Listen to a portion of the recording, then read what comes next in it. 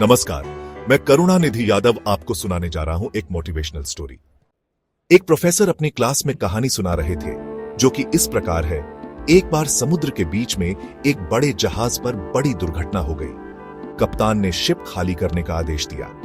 जहाज पर एक युवा दंपति थे। जब लाइफ बोट पर चढ़ने का उनका नंबर आया तो देखा गया नाव पर केवल एक व्यक्ति के लिए ही जगह है। इस मौके पर आदमी ने औरत को धक्का दिया और नाव पर कूद गया।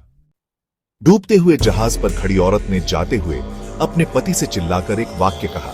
अब प्रोफेसर ने रुककर स्टूडेंट्स से पूछा, तुम लोगों को क्या लगता है उस स्त्री ने अपने पति से क्या कहा होगा? ज्यादातर विद्यार्थी फौरन चिल्लाए।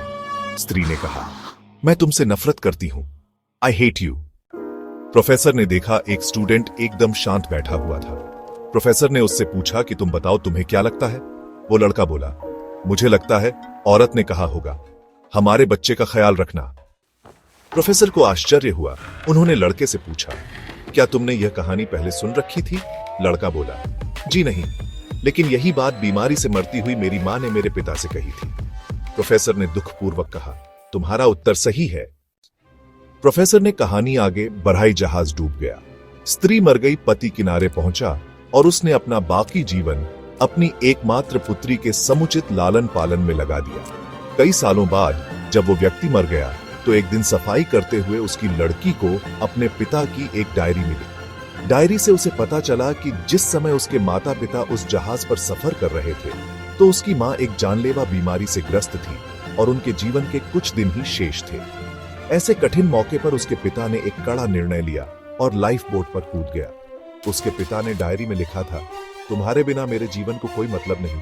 मैं तो तुम्हारे साथ ही समंदर में समा जाना चाहता था, लेकिन अपनी संतान का ख्याल आने पर मुझे तुमको अकेले छोड़कर जाना पड़ा।